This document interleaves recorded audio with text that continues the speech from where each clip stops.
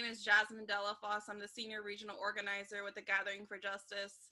But first, let me just take a moment to just really, honor and pay respects to the panel before us. So beautiful and so wonderfully moved and super humbled to hear your stories and the call to action and the responsibility we have for one another. I just want to thank you again for hearing your stories. I have the greatest privilege to lead Justice League California here, and I have the opportunity to support a young man who now I consider a brother, who we'll be talking about today, Jacob Servin. On December 2nd, December 2nd of 2019, Jacob Servin, also known as Jaykie, a 29-year-old Chicano from Stockton, California, was excessively and brutally beaten by the San Joaquin County Sheriff's Correctional Staff working in the jail while in custody. On December 4th of 2019, Jacob's case had gained national attention for many of the sites where community activists like Shaun King and many other influencers and professional athletes and millions across this country witnessed the injustice happen to Jacob Servin.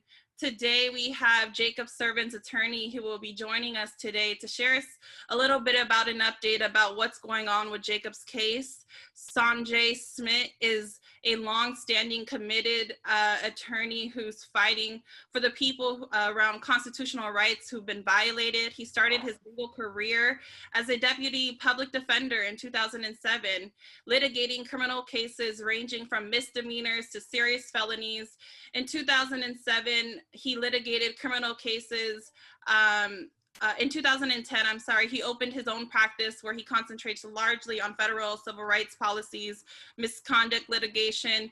And the majority of his cases involve claims arising from excessive force, in-depth custodies, in-custody serious injuries, false arrests, and unlawful search and seizure and prosecution. Sanjay, I'm so grateful that you're here to share a little bit about Jacob's story and what's been happening. I wanted to just hear from you. I know your office is investigating this incident and related issues. How has San Joaquin County Sheriff's Office been transparent with Jacob's case? Well, first of all, let me just say that I'm very appreciative for the opportunity. Thank you for the opportunity to share this platform with such an amazing group of individuals and activists and speakers. And it's a real honor and it's a real privilege to be able to speak about Mr. Servin's case specifically, and more broadly to speak about some of the issues that are common threads in all these kinds of cases. And this has been a very compelling and interesting program so far. So thank you very much. It's a real honor to be able to share a platform with everyone. So to answer your question, the San Joaquin County Sheriff's Office has been extremely opaque regarding my office's independent investigation of this incident. The Sheriff's Office has refused to disclose any information regarding what led my client to suffer these grievous injuries, including refusing to identify the correctional officers and other Sheriff's Office employees that were involved in the incident, refusing to share any reports or other information about the incident, refusing to provide any information about whether there was any discipline as a result of the incident, and in general, basically asserting a long list of just blanket boilerplate objections, because my office has served 2 requests under the California Public Records Act for information in addition to just a specific request, since Mr. Servin is our client and he has standing and a right to request their information. And so we plan to vindicate both Mr. Servin's right to obtain this information in addition to the community's right, because the community of San Joaquin and the people of Stockton and the surrounding areas have a right to know who these officers were and what the facts were, what their claims are, which, based on Sheriff Pat Withrow's press conference, sound to be very stilted in favor of the correctional officer's account. And so we plan to bring an enforcement action in state court under the CPRA. And fortunately, there's been some positive developments in California law regarding transparency. California has one of the most protective privacy laws in the entire country regarding police officer personnel records, because the police officer lobby has been very effective in Sacramento, and they have a very robust privacy law. But fortunately, in 2018, the California legislature passed Senate Bill 1421, which was signed into law and went into effect on January 1st, 2019. And so that Senate bill amended Penal Code Section 832.7B1, and there's a list of certain records that used to be highly confidential under California law, which now are no longer confidential. And one of those categories of records, which applies here, would be uses of force resulting in death or serious bodily injury, or actually the statute says great bodily injury. And so Mr. Servin clearly suffered great bodily injury within all reasonable definitions of the law. And so we plan to invoke that law. Now, unfortunately, the reform was a good step, but it was not drastic. It wasn't quite as drastic as the reform that I understand occurred in New York, which I don't know all the intricacies, but my understanding is that there was a repeal of, I believe it's Rule 58, and I might be wrong on the number on that. But I believe that there's a lot of media outlets in New York City and elsewhere that are now publishing complaints and other disciplinary history, which used to be confidential. So this is a good step. Unfortunately, under 832.7B1, some of the subsections, there are some exceptions. And so we expect that this will be aggressively litigated, but we plan to pursue that. And that's probably the most pressing issue right now is the CPRA action. And other than that, I mean, there's other issues in terms of, you know, we're going to pursue a federal civil rights enforcement action, as you know. So I know you had some other questions, but that answers your first question. But you know, the county, just to sum it up, they've been alarmingly opaque. But fortunately, you know, we have the ability to hold them accountable in this initial action. And then when we pursue the federal civil rights enforcement action, which I'll talk about a little later, the sunshine is going to be shined even brighter. We're going to be able to shine an even brighter light on the records and the history in the San Joaquin County Jail, because we'll have discovery rights, and the discovery rights under federal law are much broader, and they don't recognize a lot of these California state privileges and privacy objections that you typically get until you have federal litigation that's underway. Yeah, thank you. And you know, as someone who's from San Joaquin County and who lives here, you know, we've known for a very long time, and we've seen decades and history and cycles of San Joaquin County who's been reluctant in sharing information, and we know that there have been many incidences that we've seen the county, you know, lack transparency and accountability. My next question to you is a two-part question. What does justice look like for Jacob and his family, and what kind of reform do you hope to achieve with this case, and what are your thoughts around that? Well, you know, from my perspective, we have a felony assault under color of law. That's what occurred. And there is what's called an OICI, Officer Involved Critical Incident Investigation, that's underway, and that's being conducted by a multi-agency task force in San Joaquin County that includes the DA's office, some members of the sheriff's office, who actually employ the correctional officers that inflicted these grievous injuries, in addition to, I believe, some members of the Stockton Police Department and possibly one or two other agencies. But in any event, that's going on. And then there's also an internal affairs investigation that I imagine has concluded now. since this incident happened way back in the beginning of December. But to be completely candid, we're not confident that justice is going to be served by either of those investigations or decisions. Now, there may still be a criminal prosecution. The DA hasn't made a charging decision on that yet, but what justice looks like to us is a full vindication of Mr. Servin's constitutional rights under the Fourth Amendment and the 14th Amendment. Mr. Servin was subjected, as I indicated, to an assault under color of law, which is why we're going to file an action in federal court under 42 U.S. Code Section 1983 to vindicate Mr. Servin's rights under the U.S. Constitution. In addition to the California Constitution, he has a right under Article 1, Section 13 to be free from an unreasonable seizure or search. And excessive force is categorized constitutionally as an unreasonable seizure. He also has a right under California Civil Code Section 52.1, which is the Bain Act, and that protects us from constitutional violations under state law, either violations of our state constitution or our other federally protected rights. And one of the rights that's protected under California law is under Civil Code 43, which is the right to basically be protected against a bodily assault like what happened here. And so there's a number of grounds. There will be federal claims and also supplemental state law claims in the federal action.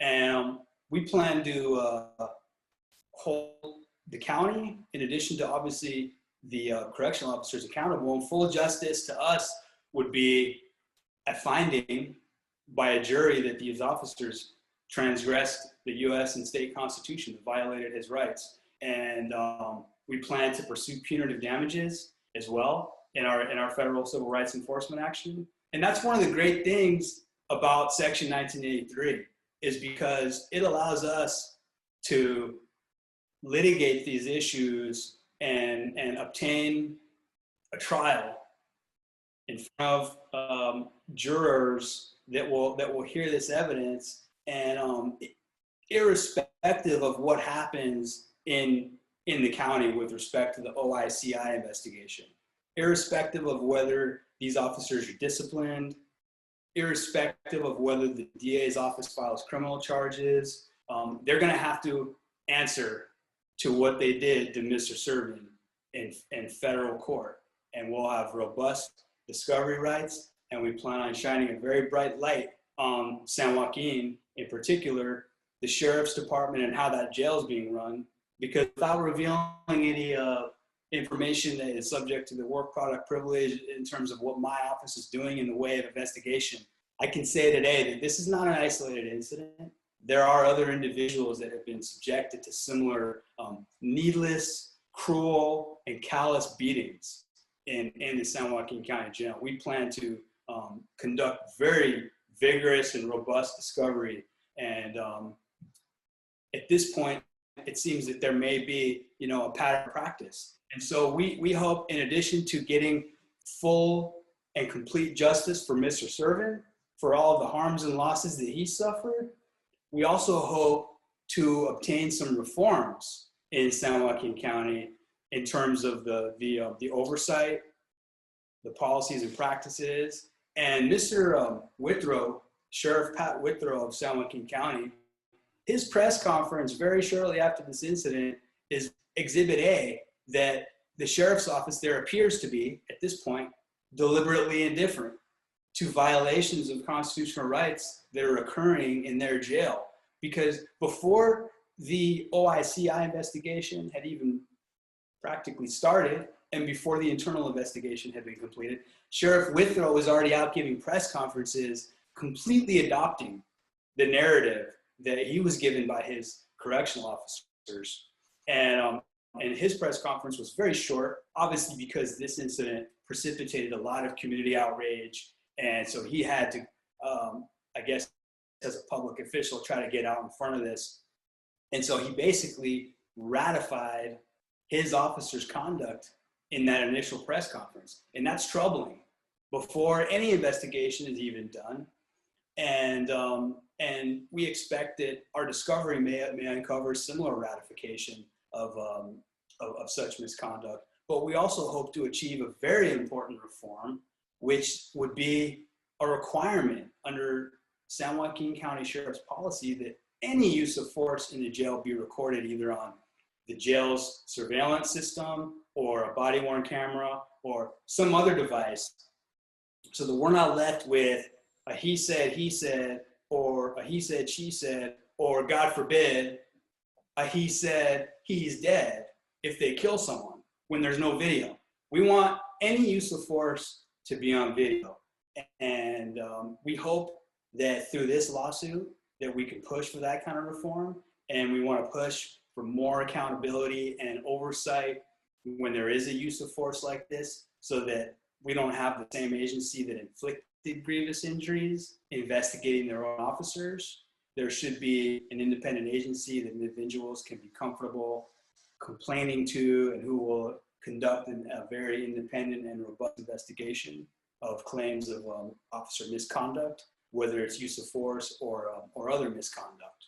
And so those are some of the reforms that we would like to see come out of this lawsuit and this federal civil rights enforcement action that we're going to be pursuing. And I'm sure that as discovery progresses and as we learn more about the full nature and extent of Mr. Servin's harms and losses, I'm sure that we're going to have a better idea also of what full justice is going to look like, because we will accept nothing short of full justice for Mr. Servin, and that's what we expect to, that's what we plan to pursue in the federal civil rights action, and which will be preceded, of course, by the CPRA action. Yes, and thank you. And for those who are just tuning in, we are talking about Jacob Servin, who was excessively and beaten in the San Joaquin County jail by several correctional staff officers in the county jail. And so there you have a picture on your screen of Jacob Servin, who you can see was, beaten by the sheriffs. And on the bottom, you see Jacob, who continues to fight and advocate. He's currently, and unfortunately couldn't make it today, but wanted to make sure that you all had a picture of him. And as we begin to close, Sanjay, can you just tell us a little bit about how Jacob is doing? How has this impacted him? And if there is anything else you think the audience should know about Jacob's story, and why this has just been an important story to share.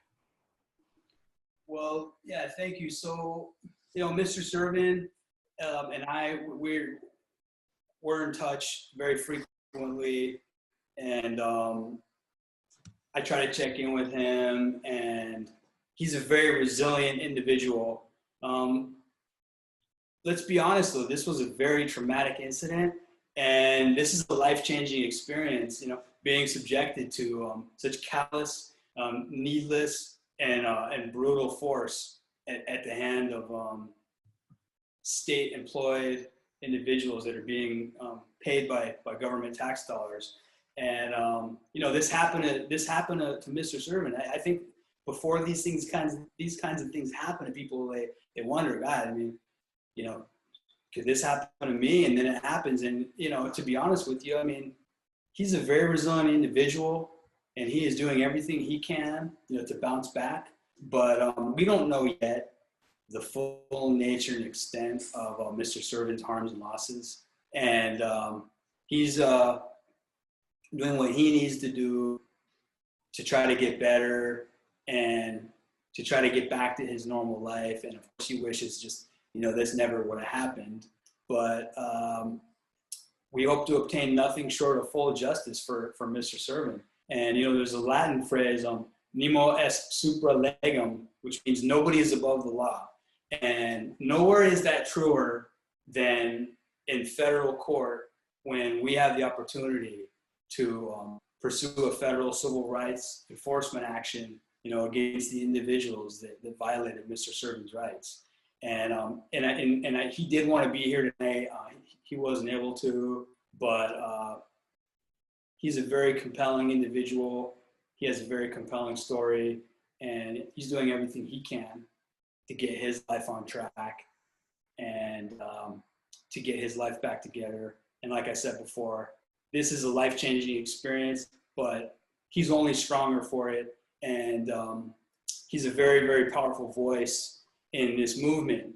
And, you know, it's a privilege again to be a part of this program and to be a part on a larger scale of this movement at this time, because this is really a very compelling and exciting movement that we have.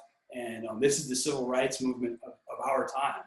And we have a lot of momentum, and, you know, I'm very honored by all the work that all the other speakers are doing, and we just have to keep the momentum up. Right. Well, thank you so much, Sanjay, for joining us today and sharing Jacob's story. We appreciate you. And for those who want to learn more about Jacob, you can follow his Facebook and Instagram page at Justice for Jaykie, Jaykie, and or follow Jaykie on Instagram at Jaykie.